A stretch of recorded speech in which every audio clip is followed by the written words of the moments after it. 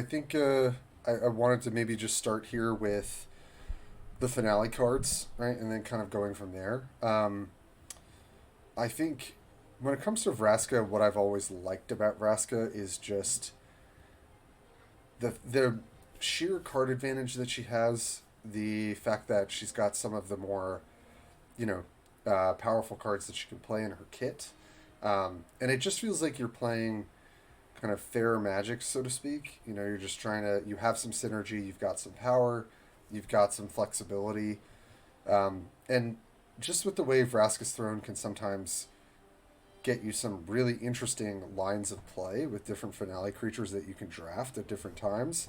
I just feel like there's a lot of potential with Vraska to outplay your opponent. And something I've been thinking about is Vraska better than Garrick? Like when we think about green black decks, who might be on top. And I think Garrick has a lot going for him, like some really, really strong signature cards. And I definitely have to play a bit more Vraska to tell. But something I've been thinking about is, Vraska is kind of weaker in a lava wave meta, right? You don't have access to that spell. A lot of your stuff can be vulnerable to it. There's not really any way for you to play around it besides just being mindful about it. And depending on how you build your deck, you can kind of give yourself a bit of an advantage against Lava Wave, or Nissa in particular.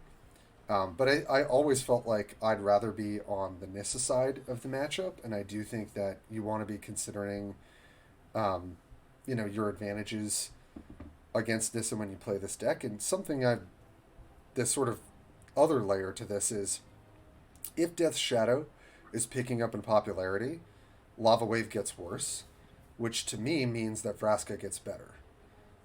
If Vraska's not competing as much with Lava Wave, I think she has a bit better of a chance as a mid-range green deck to address what the meta is doing.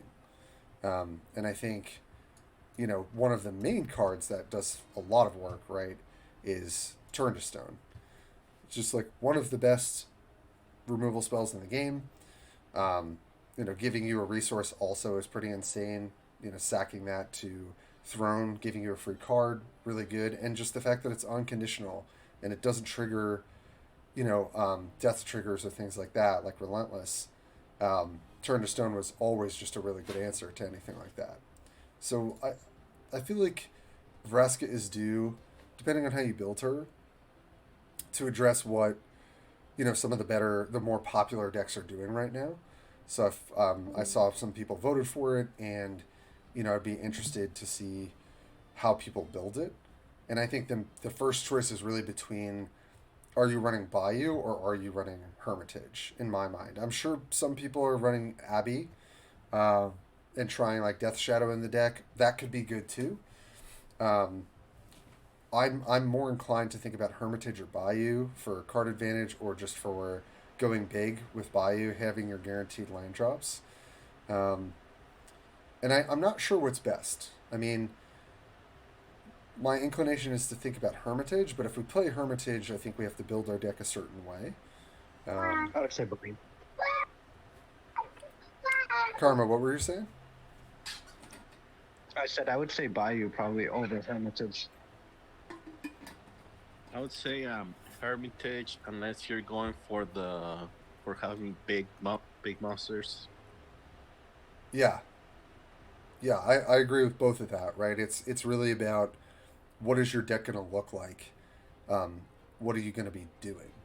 And I think I tend to like to go bigger in some of these mid-range builds. Like I want to have ways of going over the top of these other really good mid-range decks. So I'm kind of inclined to build with Bayou, but we can kind of go along and see what we want to do. So If you play Bayou, couldn't you just play Refreshment Stand instead? yeah, yeah, forget who jumped in there, but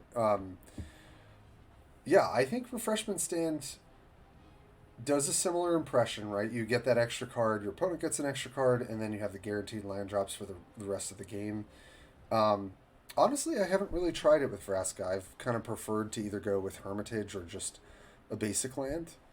But I do think that that's also a valid um, line to take with her. So potentially worth Why don't we considering. why don't we why don't we put refreshment stand in just to say? Yeah, I mean, I'm fine to do that. We can also come back to like what is our land as we kind of build out the deck and see what makes sense.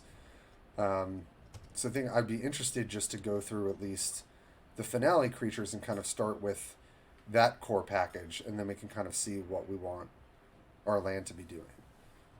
I feel like if we start with the land, we're going to kind of craft the deck a certain way, and I think I'm interested to see where we end up, and then add the land. You could always, find what you want your end game to be, and then build down. Yeah, that's true. That's true as well. Um, so we could also start there. So I think if I'm thinking endgame, Because you say you're going with big creatures, right? I think I prefer to. Yeah, it's like I think I don't know that it's necessarily like always the correct thing, but I'm a pretty big fan of the late game potentially being like two behemoths, or at least one behemoth, one overrun, and maybe a crush of worms or primal summoning. Um, Like, in my opinion, with the meta going on right now and everything being like aggro, like I would say like going big is not the way to do it. okay, you think it's better to be a little bit more efficient and lower to the ground? Yeah, it's the way be mid game. Because mid game beats aggro, so Yeah. I don't know. I've seen Epitome of Might do work. Yeah, but I think Tino is correct when he said mid range here could be the answer to what's going on in the meta. Yeah, I think it really depend. It does depend on what you're seeing. Um, in my opinion, I feel like aggro has just gotten so much weaker because of Death's Shadow. Um, so when I've been playing games, I really haven't played against aggro too much, and I've been more concerned with how am I going to close out the game against mid range, and like obviously then I've thought, okay, well I have to go over what mid range is doing. But yeah, I mean, I think it's important for us to be considering those things when we're deck building. So I think we're definitely looking at two distinct kind of ways of addressing the meta, and that kind of depends on what you're seeing in Mythic on certain days. It could just be generally how people are approaching the game, and it is really hard to accurately sort of predict like at all times what that's going to look like. So I think I'm down to try and at least discuss some of these core finale cards, and then we can maybe shape things from there. So I think my first question would be like, are we in a meta where like having cards like Cocoon in our deck are important to have? And I would guess from like Tino and other folks who feel that there's more aggro running around that Cocoon would be something that people are thinking about. Yes. mhm. Yeah, I think I it wouldn't- works I wouldn't- real well. Yeah, I I think would the build Cocoon is a any- staple. Any Vraska with Cocoon. I think so. I think Cocoon's probably one of her staple cards for sure. Enough I agree. said. I agree. It is just a really efficient card in the deck overall, and a way of making sure that you are not going to get run over by aggressive decks. I would also say Dodge Death would be good to be put in too. So yeah, let's talk about this card for a second. Karma, why do you like Dodge Death? Well, I mean, the answer is in its name. You don't have to have your creature die in order for it to trigger, and you can trigger the finale potentially 4 times in one turn. Very good with Steed, getting rid of someone's hand. Yep, that's definitely the strength of the card, I think. What do other folks think about Dodge Death? I think like with aggro going around, like it's really good because like usually like they go all out and then they have like 2 cards in hand, and then you drop them, and they're pretty much done after that. I think anytime you can get rid of non-permanent resources such as mana or cards in hand, it's always important. So it's a good way, like he was saying, the Steed, to get rid of cards in hand, you know, and get rid of resources that aren't on the board. And like you can even use it with like baby mammoth to put 2 mama mammoths in, which are huge. You could also use it for Soul of the Wood, which will heal you for 6, and you don't need to kill it. You can still use it as a blocker or even an attacker to get 12 in 1 turn. It's just overall good. We've all been there where we got, you know, dodge death done in a Steed, and now we have no hand. Yeah, I think that's probably the most powerful thing you can do with the card. In a Yeah, more vacuum. times than not. Yeah. So I think Dodge Death is an interesting card. Like, it can be really awkward, but also it can be very, very powerful. And I definitely have gone back and forth on it. Like in Logan's tournament, the Vraska build I was running didn't have like the Dodge Death Steed package in it, but I would often find myself wanting to side it in because it was just a bit more consistent than running Druid class and Echoes, and sort of that like late game package. So I'm open to Dodge Death. I'm still on the fence like if you need it in the deck, but I do think that it can do some pretty helpful things, especially with the gaining life or having your opponent discard cards. Not so much with Infectious Scorpion, obviously, but and also it could be with good Merchant. Sorry, I wouldn't go as far as it needs it, but it definitely does not hurt you. Yeah, so I might come back to this because I do want to see where else we end up. But I mean, I think the 2 staples that I would look at would be Merchant and Scorpion. Does anyone else disagree?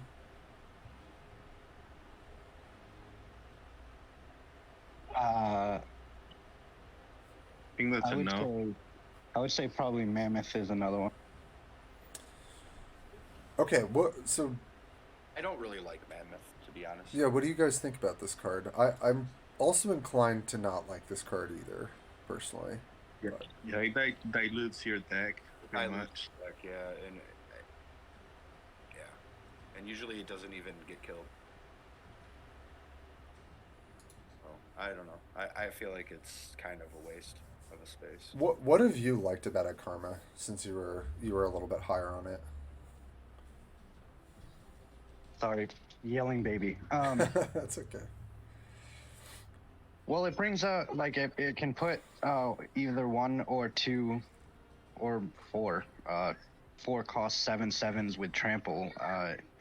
I don't really see that being a problem in any situation. Yeah, I guess if we want to compare it in some senses, right? Like, so you're paying 2 mana for a 2/2, which is pretty mediocre, right? But then the payoff is yes, you could get 2 mammoths or you get 1. So when you compare it to something like Ooze, right? Right, it's sort of there's a similarity, right? Because you're paying 4 mana for in an ideal scenario a 7/7 ward. You're trading ward for trample, right? But you're investing 4 mana for that, right? Total. When you go to Mammoth, right? The card spot too. I would say it's more similar to Krav. To Krav, okay. Yeah, without the cost. Right, with the trample. Yeah, I mean, so part of what you have to do is you have to invest 6 total mana to get a 7/7 trampler. Right, like that is the amount that you have to pay. So my argument is you're not doing 6 for the trample, you're doing 2 for the mammoth, the baby mammoth, and then you're doing 4 for a totally different card. Right. So you've got attacking and blocking with one card, and you've got attacking and blocking with another card. I wouldn't put them together as the same cost. Right, but I think it's, the reason... It's taking up another spot for another card. So for that 4 cost, you're taking up potentially something else from your deck that could be progressing you in a way with her finale. Yeah, I think that's... I mean, you could almost think about it as like a split card or something like that, but like, I guess where I would sort of add to what we're discussing is you would not put a 2/2 for 2 in your deck, right? The only reason you're putting this in your deck is because you're getting to Mammoth. So that's why, Karma, I would count this as 6 total mana, because this is basically not a card. And then the payoff is this. And so you have to sink a total of 6 mana to get what is like an above rate card. And I think if I was going to do that, I would probably play Krav, or I would play, or if we look at Ooze as an example. So I think there's maybe a meta where this would be good, right? Like I could think about Baby Mammoth in the sense of, well, if I want an early blocker that also pays me off, like if I really wanted, or like the 2/2 for 2 was a bit more incentivized, I think then Mammoth could be a bit better. But I think a 7/7 trample, you basically, I think what Tino brought up, like having Krav is kind of just like a strict upgrade in terms of mana efficiency. But yeah, I agree with that, because you can also, with Krav, get off another finale. Right, because you're getting a sack outlet as well. Yeah, I agree with that. Really interesting though. Like I honestly haven't thought about this card in a while, so I thought it was a really good way of kind of doing some comparisons and evaluations. So from there, I mean, I'm generally a pretty big fan of Soul of the Wood. In aggro metas, I mean, I also think Reach can be pretty relevant. But also, like, I don't know if people are kind of into Shambler and having that. I think honestly, I would say more Soul over Shambler. Soul of the Wood. Yeah, I think along with Mysterious Cocoon is another staple. Word. Yeah, Shambler doesn't really impress me too much. I mean, having the 3/3 body is obviously relevant. Pumping something, okay.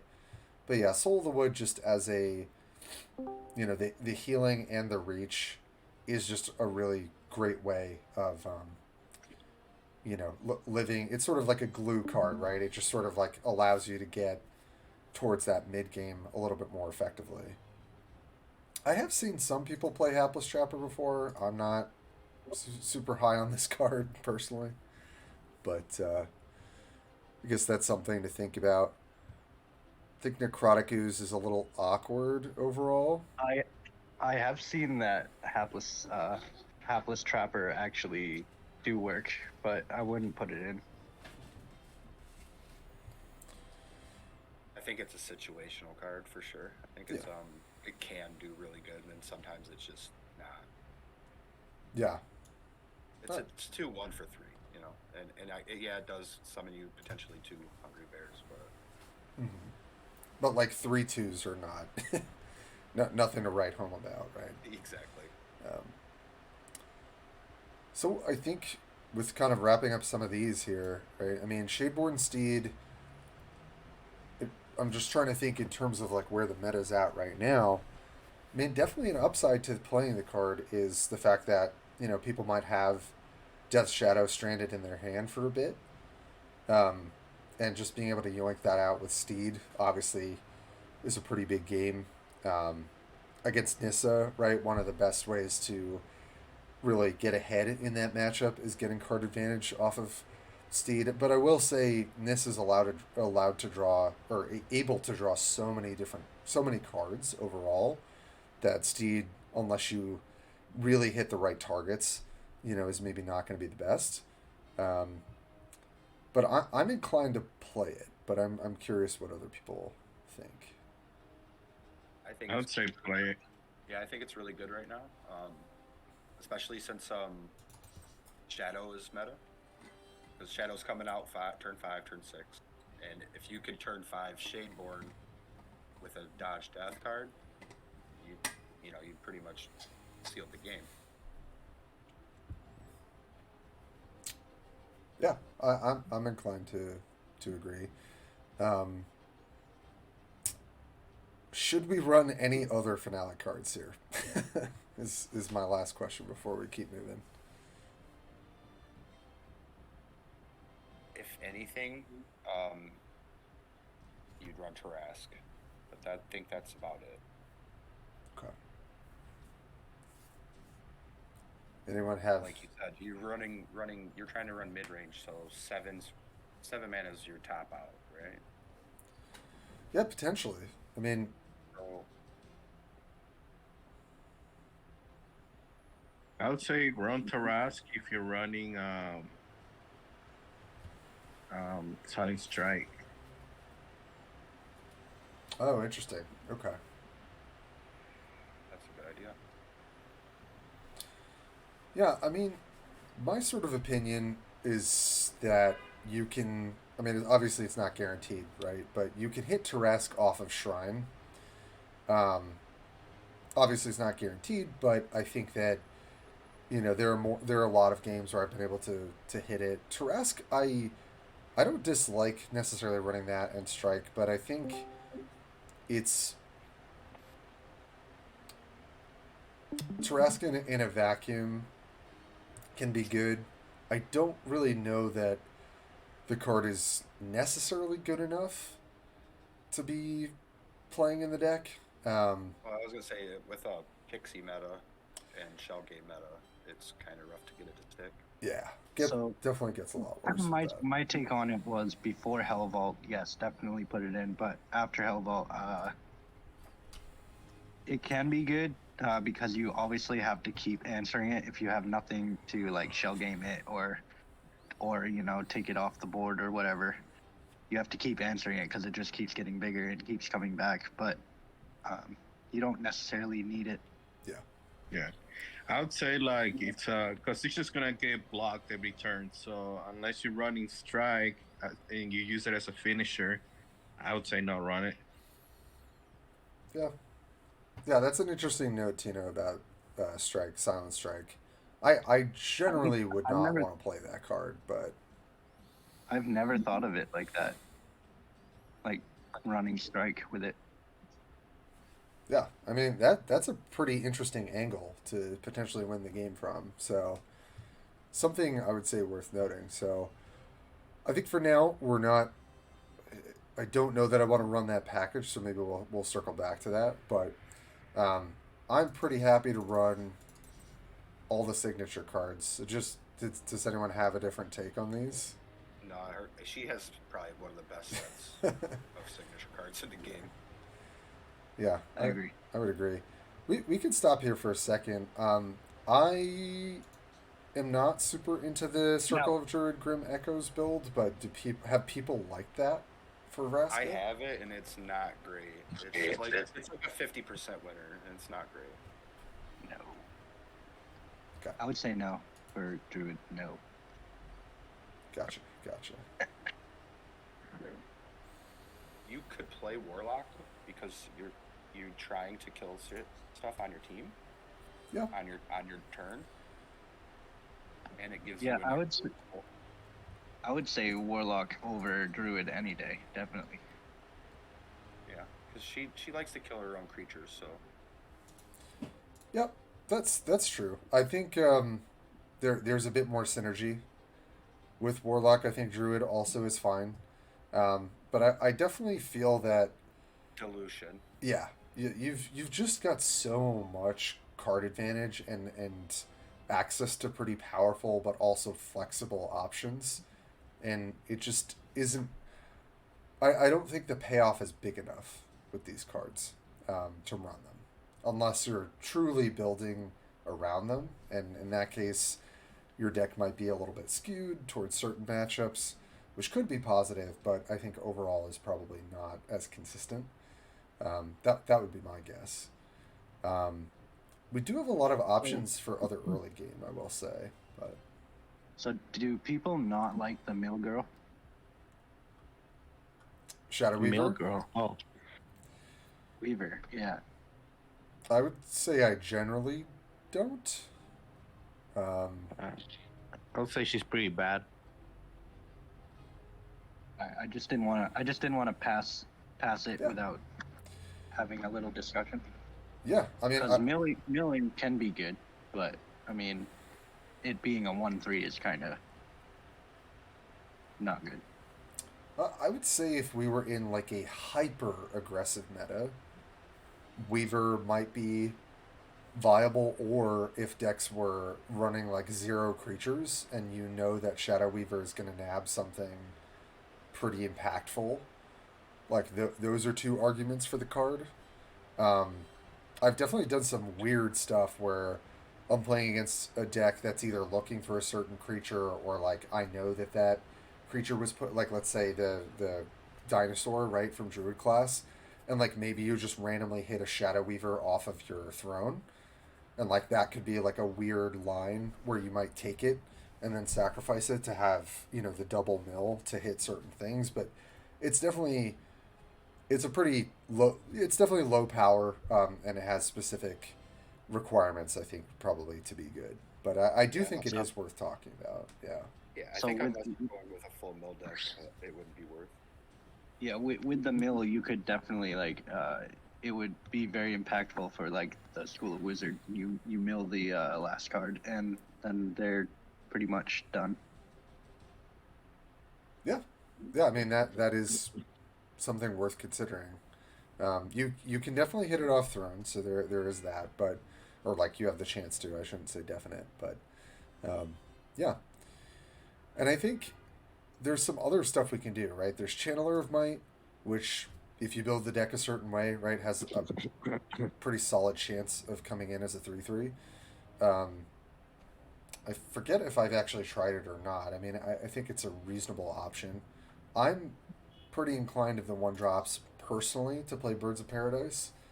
Um, it does depend on what you're trying to do, but I've generally liked this card, especially when I think about a Death Shadow meta, or these kind of massive creatures like Birds of Paradise will net you that mana when it comes down early, and you can save it, to really keep your life total high in like a really important block.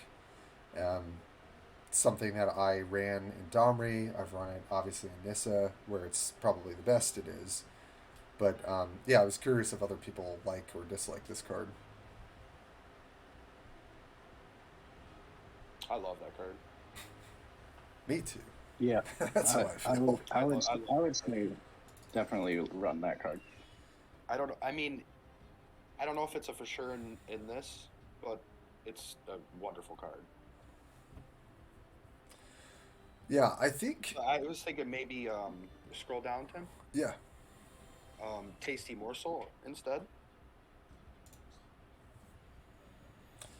Yeah, I'm not super into this card, but it just depends on what we're doing. I guess if we're lower curve and we're okay at like trading this off early, right, and we get a bit of the buff, or like we get it off once potentially, it seems okay. I'm more inclined to try and get towards bigger things later, like playing Birds of Paradise. I'll sort of explain a little bit more like why I also would choose this. But yeah, I think Morsel's reasonable. I haven't been super impressed by it personally. I would, like I said earlier, I would choose Morsel over the Shambler. Yeah, I feel like that's reasonable. The 2/1 body, I will say, like really trips me up, and like yes, you could still get the +2/+2, but I feel like Merchant of Death, right, by comparison as a 2/1, is just it does cost 1 mana more, but you're definitely getting a lot more bang for your buck out of that 2 power. Yeah, I don't know. I think it could be worth playing. I mean, also I think Channeler of Might is potentially worth playing just as a efficient 1-drop. But I think we have so much we can do. Also, that maybe Channeler is just kind of vanilla in the sense that we have all these other really great finale cards. So I think it depends. But I think generally in green decks, I've been very happy with running the Birds of Paradise and Prime Evil Titan package, which like allows you to get to a lot of other things. I would say Birds of Paradise also synergizes well with any of the green werewolves. So that's another reason that I tend to run it, because I think Daybreak Ranger is one of the best mid-range green cards to be running, and it definitely benefits from Birds of Paradise. So, yeah, I mean, I'm sort of skewing things a certain way. I will say just based on preference, but oh, that's definitely reasonable. I had a question about do you have Eldritch Evolution? oh, I don't actually know if I do, but oops. It's Why a T, not? a T in between the I and the C. Oh, let's see if I just.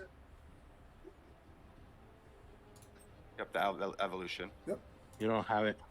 I don't, but I could make So it. I think this card would be really good in what we're trying to do here.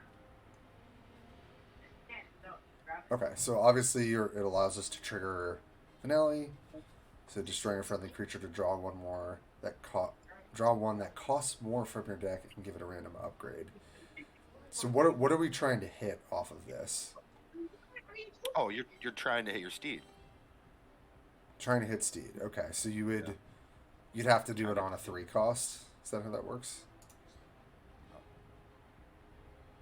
It could be a 2, or yeah, is it 4? It's a 4 cost. Yeah. Yeah.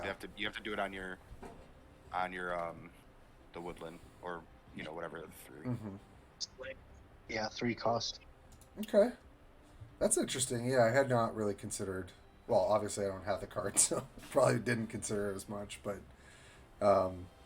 yeah, evolution is interesting. I mean, I would definitely want to think about like the construction of our deck to make it better. So that's cool. That's a cool one. I think I'll come back to it and see. Just because I don't know. I guess I could see certain games where it just kind of sits there and like you're waiting to use it and it's maybe not that great, but if we're playing like you said the mid-range version, this mid-range style, yeah, you should have something. You should like have something. that. Yeah. Okay. Well, I think one thing I definitely skipped over was Grotesque, right? Did I go past that? I think I did. I'm pretty happy. We got to it. Oh, okay. Yeah, oh, right, because we went over the finale for Shadeborn Steed. Right.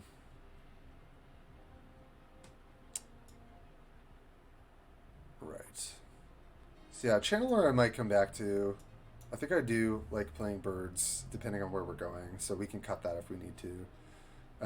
Dodge Death, I think definitely some arguments for it, so for now maybe we can keep it in and then see where we want to go. I'm not too big on Drain Blood. Like, I feel like there's a lot of ways to keep our life total high and stuff like that, but have people liked playing Drain Blood in Vraska? I haven't really tried it out. I usually use Flagrant if I use the removal. Yeah, you just got so much stuff to do early that it just doesn't, in my opinion, it doesn't feel like you need to be running it. What about Dark Confident? Yeah, I mean, I think that's reasonable. I have not really tried running it. I mean, it is kind of like a merchant, right, in a way. It's a little bit better in some ways, a little bit worse. I'm inclined to not, because I think we have things that are kind of filling a similar role, but it might be that we could really use more early game, like card advantage and just like an earlier body. So I'm not super inclined to play it, but I think it is worth thinking about. And Detonator, I'm less interested in this deck just because we're already running Grotesque, which is just like a better statted card that enables our other cards. Oh, And you then- don't want to do 8 damage to yourself? Yeah, I think even if I was playing Death Shadow, I don't think I'm gonna be doing that. I don't think it's great Yeah. for Vraska. Yeah, I've seen people play it. Oddly enough, I or mean, as you could surprising even as it dodge is. death it. That would be great. Dodge death it and then sack it and do 16. Yeah, just go to like 5 life, play your Death Shadows combo deck. Yeah, Yeah, instead of concede, just kill yourself. yeah, I would not be playing that card. So yeah, then I think we come to some other like green kind of mid-range early game cards. Tarmogoyf does get a bit of a bonus, right, for us running Vraska's Throne as an artifact. Do have Dodge Death as a spell. We'll have other spells, of course, Turn to Stone. I think Tarmogoyf's good to put in. Yeah, I forget if I've run it before. I think I haven't, actually, just because I've gone usually bigger. But how do folks feel about that? I know we heard what Karma thought. Well, I think you might need to run a trap, right? If you run Tarmogoyf. Yeah. Yeah, we would probably have to run Worm's Wake.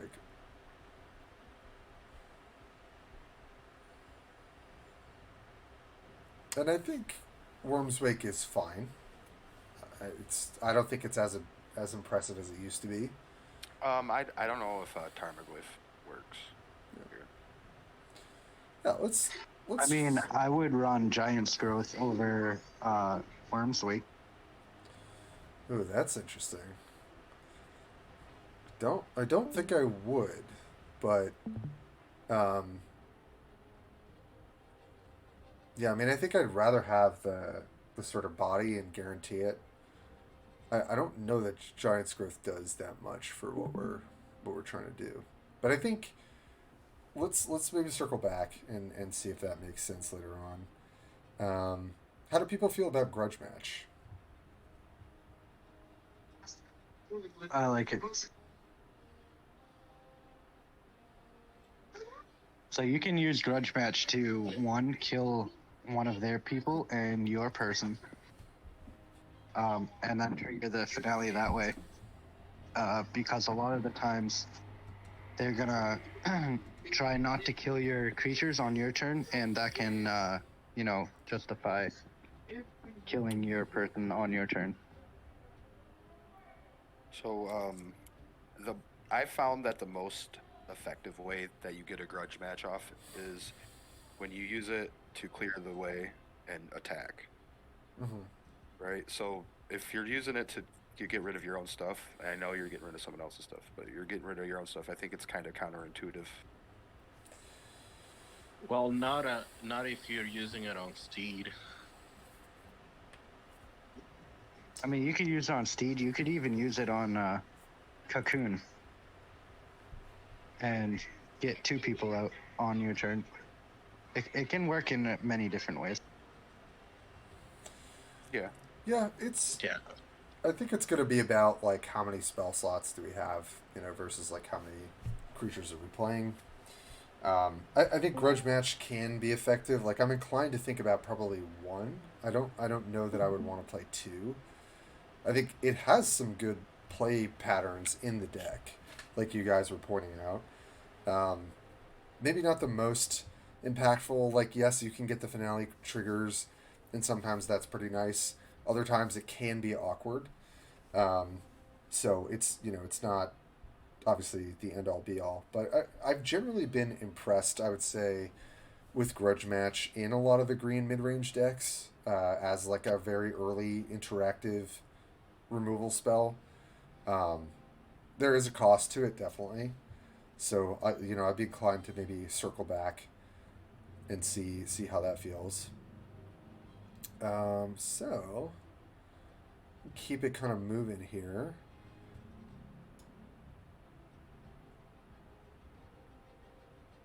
So there's a lot of, sorry for the scrolling, folks. So there's a lot of 3-drops. I'm not I'm not very impressed by a lot of the 3-drops we've kind of looked at here, besides Grotesque and our Soul of the Wood. I think the only other one I'd be thinking about for myself, just because I tend to run this card, is Hermit of the Flock. But I don't know how other people feel about this card for Vraska.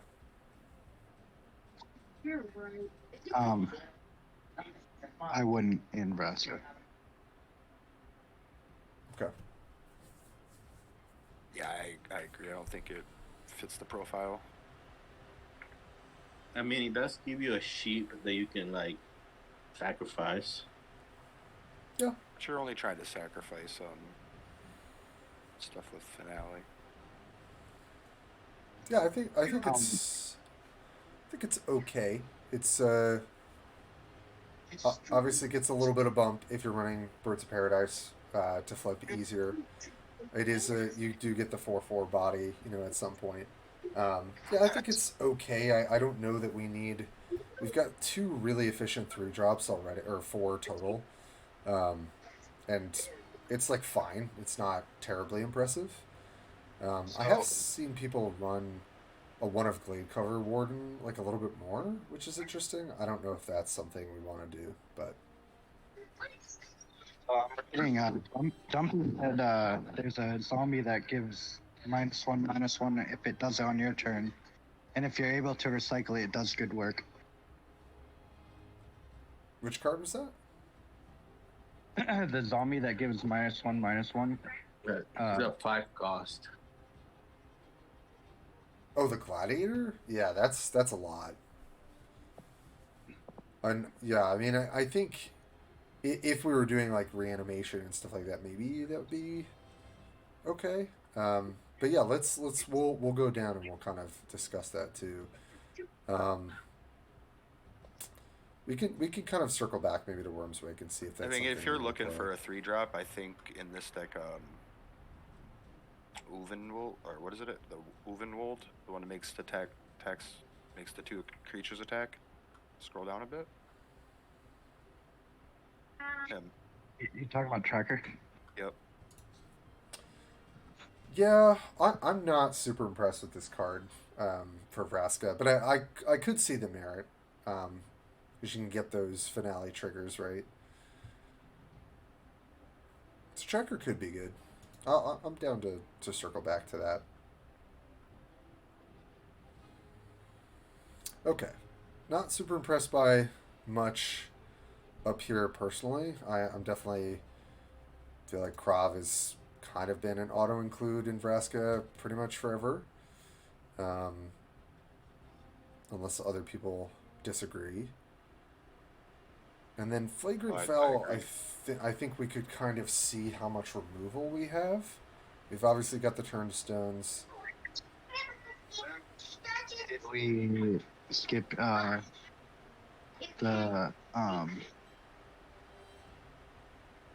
can't remember what it's called right now. It gives everything -2/-2. Infest, yeah. Yeah. I feel like that's a good card too. Yeah, there were definitely days where I think Infest was like somewhat more staple. I don't think the most prevalent decks care about Infest for the most part. Like there's like the mid-range green decks. You've got obviously the shadow decks. So Infest doesn't really do too much into those sorts of matchups. Obviously, it's really backbreaking against other more aggro matchups. But generally, I think we do pretty well into aggro, just as a planeswalker for the most part. And I'd be more interested in hedging towards how are we beating other mid-range decks and other control. in which Infest is like a pretty dead card. So that's kind of my perspective on it.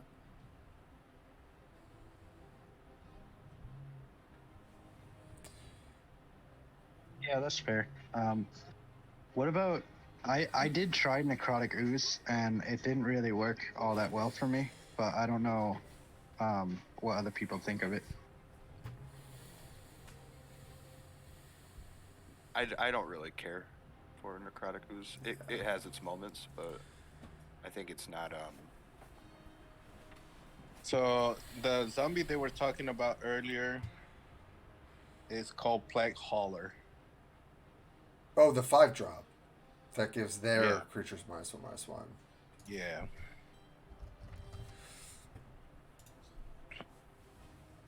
Yeah, I'm not super high on this card myself, but I've definitely clutched some games where I've gotten it off of Shrine, and then kind of like done something with it, and I have thought about playing it as a one of, but I don't think it does quite enough for what you're investing into it. Is my feeling on it. What about Flagrant Foul? Yeah, I think Flagrant Fell's definitely gotten better with Death Shadow. I guess the comparison I would make, and it's interesting, maybe it's worth thinking about more now. I've always been a really big fan of Daybreak Ranger, which I feel like at times fits a similar role. So, obviously, if you're playing Birds of Paradise, this card's a lot better. If you're not playing Birds of Paradise, I think the card definitely is kind of a step down from Flagrant Foul. If you can reliably play this on turn 4 or 5 and have it flip, it's very powerful, right? Like, 5 damage will kill most creatures, turns 1 through 5. And then you get a 5/4 reach body out of it. Obviously, they can't interact with it when you pass and flip. So Daybreak Ranger has always, in my mind, been like, okay, you can play this, or you could play Flagrant Foul, or I guess you could do a combination of both. And I think Daybreak Ranger gets a lot worse into Death Shadow, obviously. So I think with Foul, you could probably get away with playing one, because you don't need it every game, and you don't need it all the time.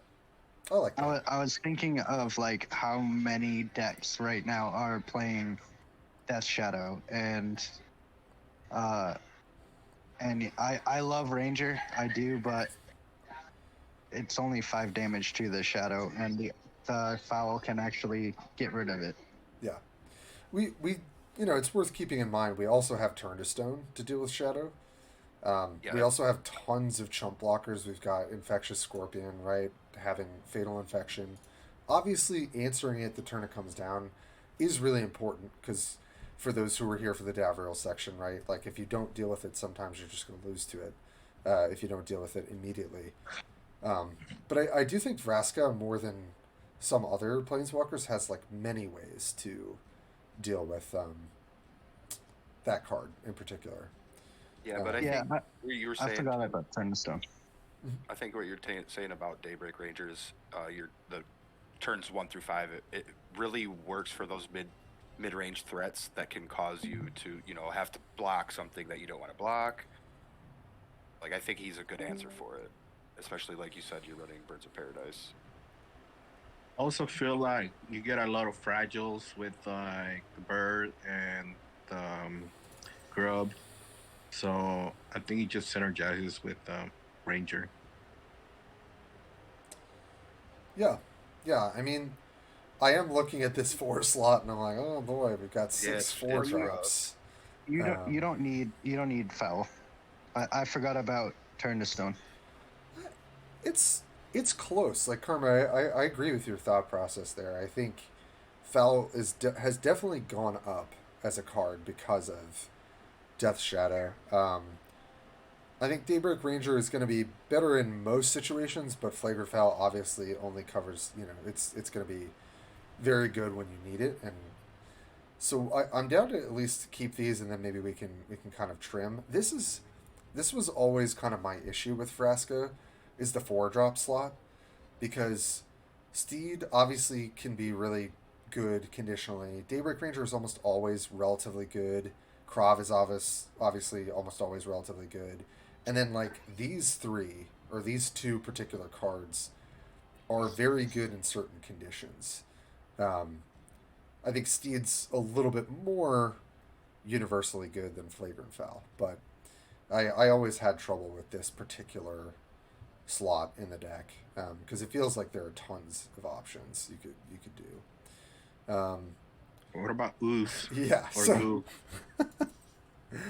so I want to run this card. I mean, I think I think Goo. Oh right, it's Goo. It's not Ooze. It is an Ooze monster. It is an Um, Oof, yeah. thank you for that, Tino. I forgot about that. Yeah, I mean, I think this card's just great, right? Like in a world where you're playing against Titans, right, that are 7/7s coming down on turn 6. It's just really easy to have your 7/7 on turn 4. It's got Ward. Um, I do feel like this card's kind of an auto include at the moment. I'm pretty happy with it. Um, what Tina, since you pointed it out, how do you feel about Goo? I think it's an amazing card, yeah. Yeah.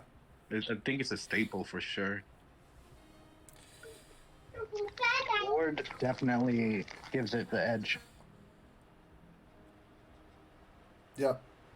I tend to agree. I think it's just such an efficient card, right? Like 4 mana for a 7/7 ward. Like worst case scenario, it's a 4 mana 5/5, right? That's like not great, but it's certainly not the worst. Um, yeah, so you really just have so many good cards on 4, which I think is something I always kind of struggled with. Don't even have to talk about it. I think Koth should be in the deck. And now we so we're like down to the wire here, right? In terms of just playing a more mid range style. What about Southpaw? Yeah, I mean, Southpaw is. So I'm thinking like you might be able to get rid of the foul and then just play Southpaw, and then you could trigger your finale and do the same as a foul. And get an extra body out. I think I think you could take foul out for that, and it's just that would be your end game is getting to Kothophed, right? Would you play That's 2 your end. Southpaw or 1? Just the one. Yeah, I feel like that's reasonable. This card's definitely. It was I used to feel like it was better, and then I kind of came off it, but I could see I kind of like that argument of Southpaw also nets you a little bit more value. I would say throwing a Silent Strike for the last card. You're spicy, Tino. You're not afraid. You're not afraid to put Silent Strike in your deck, which I know comes from all of your playing Liliana, so I'm not surprised. But I mean, it is interesting. Like I hate this card because I'm so biased against just when I was playing with and against Liliana, and I always just was like, I only want to draw this card at the right time, and I never draw it at the right time. But I mean, like obviously slamming even for 7 with the Goo, Kothophed, even recycle Grotesque, right? I mean, like that is potentially like very relevant damage. Would Cloak be better, or would Silent Strike be better because of the surprise? You can't play Cloak in the deck. You can't play Cloak. Oh yeah, I don't know what I'm talking about. No, it's all good. I mean, we're so used to like thinking about that debate with Davriel. So. What about Virtus? Yeah, I've been talking about it all day. So Virtus, I just don't think is good enough for what you're paying. I mean, I think he does work. He used to do work in like Drizzt in that sort of meta, but. Well, the only reason I was saying that is it's another body, and you can get Silent Strike. Yeah, if you're only going to run one of anyway. That's true. I mean, you have to invest more mana over 2 turns to do it. So I think the Silent Strike is just a bit more mana efficient if we're going to run it. I think like with Virtues, like the Silent Strike is telegraphed, so they'll know you'll have it, That's true. Yeah. so they'll play around it. True. So, for me, looking at this deck, I think the three or the couple of slots, right, is like I'm willing to entertain the Silent Strike. I'm a little skeptical of it, but then I'm also not sure about Dodge Death, and then I'm also wondering about our 4 slot. Like, do we need to be playing Steed? Is there something better that we could be playing potentially later or earlier? But what are people feeling? I think obviously with this deck we're looking at Hermitage because we're topping out around 6. But Yeah, I would say Hermitage, but I would say keep Yeah, I think Steed so. and Dodge Death in. Just because I have seen okay. multiple times Vraska just win just because of that combo. Any other final Steed. arguments for different card choices here? I really like the Steed. It's a strong card. Okay. We like Steed. That's definitely what I'm hearing. I agree. I do think that it can do quite a lot of work. So, yeah. I don't know. Dodge So Death. try it out. Try it out. All right. What are we naming this deck? Any funny names that people have? How about Final Destination? Final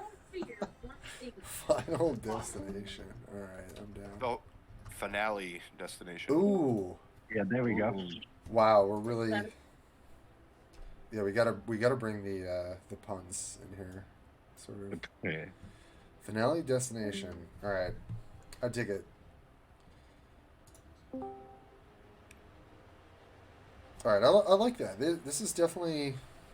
I also feel like I'm learning a ton because they're just cards I'm not thinking about. So, Eldritch Evolution stood out as like a potential choice, and then obviously if we want to go bigger, that would be another choice.